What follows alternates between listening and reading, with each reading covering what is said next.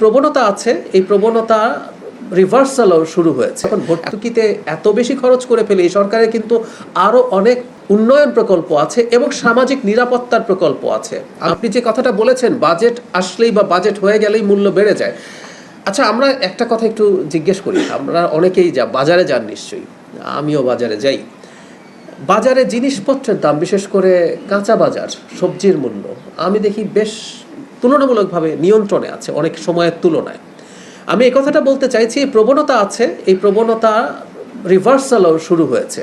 এখন ভর্তুকির সংকটটা আপনি খুব ভালোভাবে নিশ্চয়ই জানেন। আমরা যখন ভর্তুকিতে এত বেশি খরচ করে ফেলি এই সরকারের কিন্তু আরও অনেক উন্নয়ন প্রকল্প আছে এবং সামাজিক নিরাপত্তার প্রকল্প আছে। আমরা স্বাস্থ্যের ক্ষেত্রে বড় ব্যয় করতে চাই, শিক্ষায় চাই এবং সোশ্যাল সেফটিতে আপনারা ফার্মার্স কার্ডের কথা জানেন, আপনারা ফ্যামিলি কার্ডের কথা জানেন। সো ওগুলোর ব্যয় সংস্থানও তো আসলে আমাদেরকে করতে হবে। আমি এটা আপনার সাথে যোগ করি, যদি কিছু মূল্য বাড়েও এটা উচিত হবে না, সরকারের বাণিজ্য মন্ত্রণালয় এই ব্যাপারে সতর্ক থাকবে।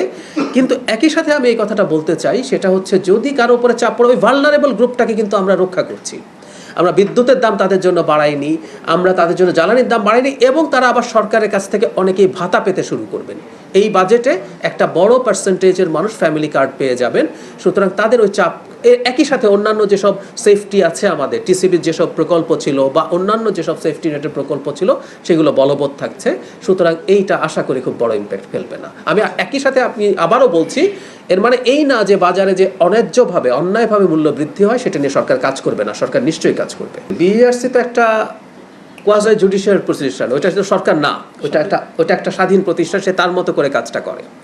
সো তারা শুনানি করেছেন, তারা শুনানি করে তাদের কাছে মনে হয়েছে বিদ্যুতের দাম বৃদ্ধি করা দরকার, সেটা করেছেন। সরকার তার জায়গায়, সরকার কিন্তু এখানে একটা পক্ষ, সরকার কিন্তু এখানে বিইআরসি না, বিইআরসি একটা স্বাধীন প্রতিষ্ঠান। সরকার মনে করেছে এর পরবর্তীতে যে সরকার এই গ্রুপটাকে আসলে সরকার একটা সেফটি দিতে চায়, তার চাপ কমাতে চায়, তারপর সরকার আসলে এই ব্যাপারে অ্যাপিল করেছে। সো দুই জিনিস, ওখানে একটা মধ্যবর্তী প্রতিষ্ঠান হিসাবে, মানে এটা একটু বলি, জনগণ নিশ্চয়ই বুঝবেন, মানে বিইআরসির প্রয়োজন কেন হয়েছিল। এই আলাপটা এই কারণে এসেছিল যে বিদ্যুৎ খাত তো আসলে প্রতিযোগিতার মধ্যে নাই, একমাত্র বিক্রেতা হচ্ছে সরকার। যদি এমন হতো যে বিদ্যুৎ খাতে আরও অনেক বেসরকারি বিক্রেতা আছে, তখন একটা কম্পিটিশনের প্রশ্ন ছিল। এখন সরকার যখন একা বিক্রেতা এবং আমরা বাধ্য সরকারের কাছ থেকে বিদ্যুৎ কিনতে, সেই কারণে এই কমিশনটা তৈরি হয়েছে, যাতে সরকার যখন বিদ্যুতের মূল্য বৃদ্ধি করতে যায় অ্যাটলিস্ট একটা হিয়ারিং যাতে হয়। সো সেটা তার কাজ সে করেছেন, সরকার তার কাজ করেছে।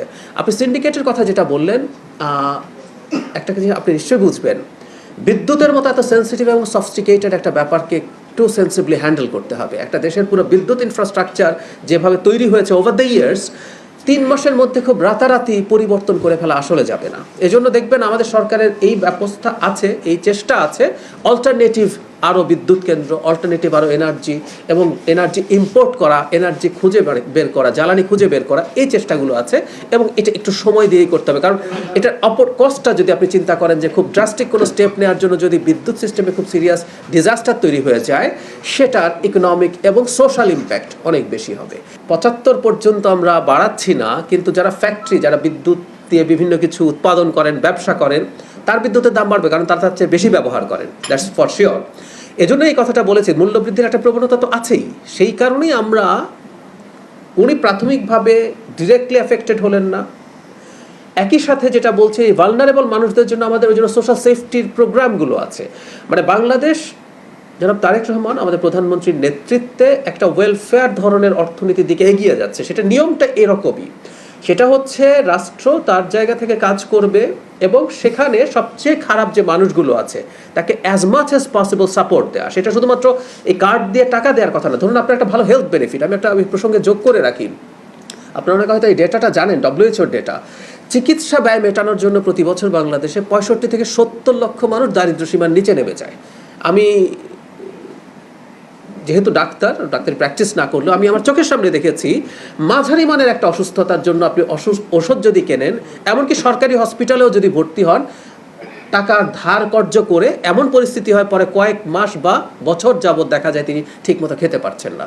সো এইভাবেই পাশে দাঁড়ানো, আমাদের স্বাস্থ্যের ক্ষেত্রে এই কাজগুলো হবে, সেভাবেই সাপোর্টগুলো হবে। আমি বিশ্বাস করি যে দ্রব্যমূল্য লজিকলি যদি অল্প বাড়ার কথা, খুবই অল্প বাড়ার কথা, সেটা যদি বাড়েও সেই চাপটা ওই ভালনারেবল মানুষ নিতে পারবেন। আমরা অন্যভাবে তাদের পাশে গিয়ে দাঁড়াবো নিশ্চয়ই। শেখ হাসিনা সরকারের সময় যখন আমি একজন অ্যাক্টিভিস্ট হিসাবে কথা বলেছি, বিদ্যুৎ সেক্টরে অলিগারদেরকে কি করা হয়েছে সেই আলাপ আমি জানি, আমার নিজের কাছেও এই ব্যাপারে যথেষ্ট জানাশোনা বা ঘাটাঘাটি করেছি আমি। সেই কারণে বলছি আমরা অল্টারনেটিভ, মানে প্রথম কথা হচ্ছে আমাদের দেশে জ্বালানি, আপনারা খেয়াল করেছেন আমরা অফশোর মানে গ্যাস উত্তোলনের জন্য অলরেডি কাজ শুরু করেছি, আমাদের অনশোর যা আছে সেটা করব। একটা কথা মনে রাখতে হবে, পৃথিবীর জ্বালানি আমরা যদি নিজের উপরে মোরলেস ডিপেন্ডেন্ট হয়ে পড়তে না পারি, যদি না পারি সেটা করতে, আমাদের জ্বালানি নিরাপত্তায় ঝুঁকি আছে। আচ্ছা, লিকুইড আমরা যতই গ্যাস তুলি, আমাদের তো লিকুইড যে জ্বালানি সেটা আসলে আমাদের তেমন একটা নেই। সেই জন্য খেয়াল করবেন আমরা সোলারের দিকে, রিনিউয়েবলের দিকে চিন্তা করছি, যাতে আমরা যত বেশি সম্ভব, কারণ আমরা বিদ্যুৎ যদি অনেক বেশি উৎপাদন করতে পারি, আমাদের ভেহিক্যালগুলোকে আমরা অনেক বেশি ইলেকট্রিক ভেহিক্যাল হিসাবে চালাতে পারবো। সো আমাদের ওই প্রস্তুতিগুলোও দেখবেন খুব ভালোভাবে আছে, আমরা সেই চেষ্টা করছি। এটা একটু সময় নেবে এবং এটা শুধুমাত্র কয়েক মাস না, এটা আসলে কয়েক বছরের ব্যাপার। সরকার সেই ব্যাপারে কাজ করছে। আমি আশা করি যে এই সরকারের যে মেয়াদ যত আগাতে থাকবে, দেখবেন এগুলো ভিজিবল হতে শুরু করেছে।